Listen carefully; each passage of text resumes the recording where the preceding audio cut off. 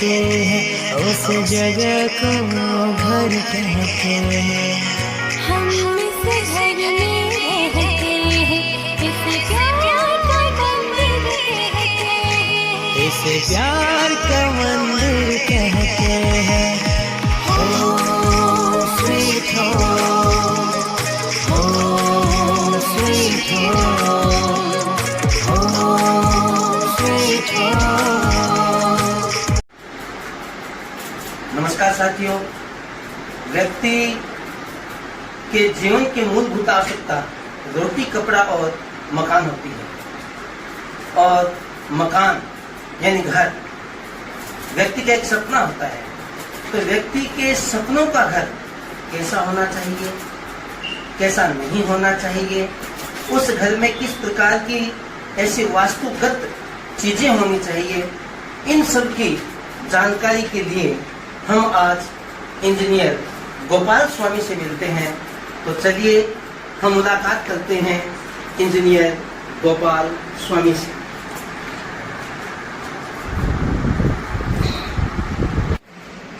नमस्ते sir. Sir, आज हम व्यक्ति के सपनों के घर से संबंधित आपसे कुछ बातचीत करना चाहते हैं। मेरा पहला जो प्रश्न है वो ये है कि सर, सपनों के घर से आपका क्या तात्पर्य, आप क्या समझते हैं एक इंजीनियर होने के नाते? सपनों का घर हर आदमी का अपना एक सपना होता है। सपनों का महल बनने, ड्रीम हाउस जिसको बोल सकते हैं जी। और ड्रीम हाउस बनाने के लिए उसको ऐसी जगह का सिलेक्ट करना चाहिए, ऐसी जगह सिलेक्ट करनी चाहिए जिसके पास मूलभूत आवश्यकताएं जो होती है, बस स्टैंड, सड़कें, डायरेक्ट अप्रोच हो बिल्डिंग को, ऐसी जगह सिलेक्ट करना चाहिए उसको, और जहां वो अपने अच्छे से सपने का घर बना सके। और मैं समझता हूँ कि उस घर में उस व्यक्ति की आवश्यकता के अनुसार सभी सुविधाजनक जो चीजें हैं वो सारी उपलब्ध हो। जी सर। तो सर, व्यक्ति जब अपने सपनों का घर बनाता है तो क्या उसके सपनों का घर ज्यादा बजट में तैयार होता है या कम बजट में भी हो सकता है? नहीं सर, ये भ्रांतियां फैलाई हुई है कि अगर ज्यादा पैसे लगा के ही मकान अच्छा बनाया जा सकता है, ऐसा कुछ भी नहीं है जी। अगर एक अच्छा प्लानिंग के अकॉर्डिंग अपना काम हो जी, तो एक अच्छा बिल्डिंग बनाया जा सकता है कम बजट के अंदर, अगर प्री प्लान पहले से हो अगर तो। जी जी जी। और प्री प्लान के लिए हम अच्छे आर्किटेक्ट से, इंजीनियर से सलाह ले सकते हैं जो आपको एक अच्छी चीज बना के देगा, जो कम बजट में और स्ट्रेंथ अच्छी मजबूती वाला बिल्डिंग बना के देगा। जी जी सर, जी जी। तो सर, एक जो व्यक्ति जब अपना मकान तैयार करता है तो इन दिनों में हम देखते हैं कि वास्तु का बड़ा महत्व है। तो क्या वास्तव में वास्तु का मकान में कुछ महत्व है या क्या है ये? बिल्डिंग बनाना ही अपने आप में बहुत बड़ा वास्तु है जी। और बात इन दिनों की नहीं है जी जी। बात ये सैकड़ों सालों से वास्तु चला आ रहा है। जी सर। तो बीच का जो मध्यकाल था जिसमें मुगलों का और अंग्रेजों का जो रहा, उसमें वास्तु शब्द कहीं ना कहीं विलुप्त हो गया था। पर जैसे जैसे भारत आजादी के बाद साक्षरता जब बढ़ा जी तो सर, लोग वापस इसकी ओर रुझान बढ़ने लग गया। जी सर। और वास्तु एक बिल्डिंग का एक बहुत बड़ा पार्ट है। तो वास्तु कोई ऐसा नहीं है ये कोई एस्ट्रोलॉजी की बातें हैं या ऐसा कुछ नहीं, ये बाहर की जो जलवायु है उसकी अकॉर्डिंग बनाई हुई सारी चीजें हैं। जी सर, जी। है ना? तो ये सारी चीजें वास्तु ये कहता है स्पेस रहना चाहिए आगे, फ्रंट में, बैक साइड में, वो सारी बातों को ध्यान में रख के वास्तु को बनाया गया है जो भारत के क्लाइमेट के अकॉर्डिंग है सारा चीज। ये कोई भ्रांतियां नहीं मिलाई हुई। अगर वास्तु का अगर सही तरीके से हम बिल्डिंग में फॉलो करते हैं तो किसी तरह की कोई प्रॉब्लम नहीं आती है, सुख समृद्धि आती है, घर में किसी तरह का प्रॉब्लम नहीं और व्यवस्थित ढंग से मकान बनता है। वास्तु शब्द ही एक आर्किटेक्ट और वास्तु से जुड़ा हुआ वास्तुविद नाम से है। बिल्डिंग वास्तुविद से अगर बना हुआ है तो सब परफेक्ट है अपनी जगह। और पुराने टाइम में जितने भी मंदिर है, गढ़ है, किले हैं, यहाँ तक वास्तु नगर मतलब नगर का भी वास्तु देखा जाता था। जी सर। तो जो एक समय अभी ये चीजें संभव नहीं है, क्योंकि आधुनिकता बहुत ज्यादा बढ़ चुकी है। जी सर। बहुत सारी चीजों को अपने नहीं फॉलो कर पाते। आधुनिक शहर जो है वास्तु की बॉडी नहीं बसा पाते, मल्टी स्टोरी बिल्डिंग हो चुकी है, ये सारी चीजों को ध्यान में नहीं कर पाते हैं। तो सर क्या वास्तव में वास्तु के नियमों का पूर्णतः फॉलो करके जी सर।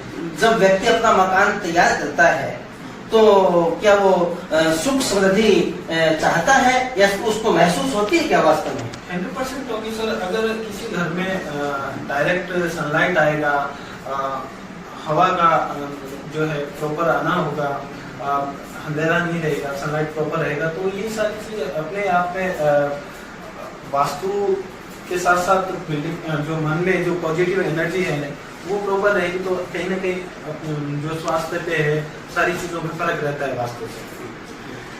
आजकल से जो मकान बनाते समय मॉडर्न टेक्निक है, जो आधुनिक तकनीक है, उसका कितना योगदान है?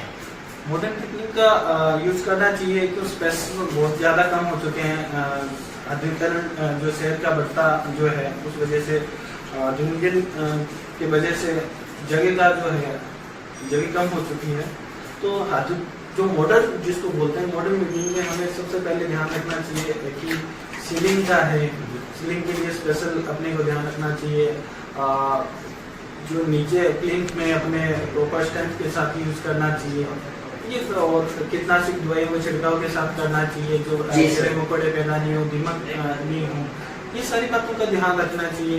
इन सब चीजों के साथ साथ अपने को बिल्डिंग की सुंदरता के साथ ताकत का भी विशेष ध्यान रखना चाहिए, जो हमें इन फ्यूचर कभी किसी चीज का दिक्कत नहीं हो। जी सर। एक सर आजकल जैसे जगह की कमी हो रही है, आप इतनी छोटी जगह में बहुत अच्छा मकान तैयार करके वहाँ पे खड़ा कर देते हैं, तो क्या इस परिस्थिति में आजकल पर्यावरण को देखते हुए क्या पेड़ पौधों की और जो इस प्रकार की जो चीजें हैं उनके लिए भी आप कोई स्पेस वगैरह वगैरह बिल्कुल देखते हैं?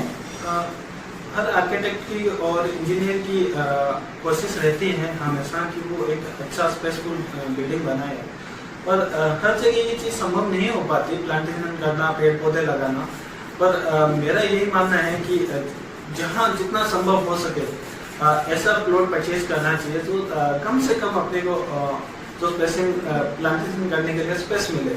और राजस्थान गवर्नमेंट, इंडियन गवर्नमेंट ने भी इस तरह का सेटबैक का रूल्स है जिसको फॉलो करना चाहिए, जिससे कि अच्छा सुंदर बिल्डिंग बन सके। सर एक प्रश्न मैं आपके निजी जीवन से संबंधित है वो करना चाहूँगा कि आपने सिविल इंजीनियरिंग से पढ़ाई की है, अध्ययन किया है, और आप इस आर्किटेक्ट जो क्षेत्र है उसमें किस प्रकार है? ये सर बड़े ही रोचक थे, क्योंकि मैं भी सिविल इंजीनियरिंग करने के बाद गवर्नमेंट सेक्टर में सिलेक्ट करना चाहा और जाने की था, और फिर बड़े शहरों का तरफ झुकाव रहा, दिल्ली नोएडा भी गया, और जो ब्रिज हैं उन कंपनियों में, बड़ी कंस्ट्रक्शन कंपनियों में भी जॉब किया, पर वो सुकून नहीं मिल पाया। इसी दौरान मेरी एक मुलाकात सज्जन से हुई, उन्होंने मेरे को आर्किटेक्ट लाइन में बताया कि इस लाइन को आप सिलेक्ट करें। तो मैंने एक स्टार्टिंग में उनके साथ रह के एक बिल्डिंग बनाया था, और उस बिल्डिंग में जब हम विजिट करने जाते हैं तो ओनर की जो खुशी हमें देख के होती है कि उसका एक सपना पूरा कर रहे हैं। सही है। और किसी का सपना पूरा करने के लिए हम एक माध्यम बने, उससे बड़ा कुछ नहीं हो सकता। बिल्कुल सही। और उसी दौरान मेरे ये समझ आया कि कहीं ना कहीं हमें ये लाइन से जुड़ना चाहिए। फिर आर्किटेक्ट और सिविल इंजीनियर अलग अलग लाइन नहीं है, एक दूसरे से जुड़े हुए। आर्किटेक्ट सुंदरता देता है और इंजीनियर ताकत देता है। तो फिर इस लाइन को मैंने कि किसी को सपने साकार किया जाए तो इससे ज्यादा मतलब मनुष्य के जीवन में खुशी नहीं हो सकती। मैंने इस लाइन को सिलेक्ट किया। सर ये आपने बहुत अच्छी बात बताई कि किसी के फोटो पे मुस्कान लाना बहुत बड़ी बात है, और किसी के सपनों के घर को तैयार करना में अपना योगदान देना उससे भी बड़ी बात है सर।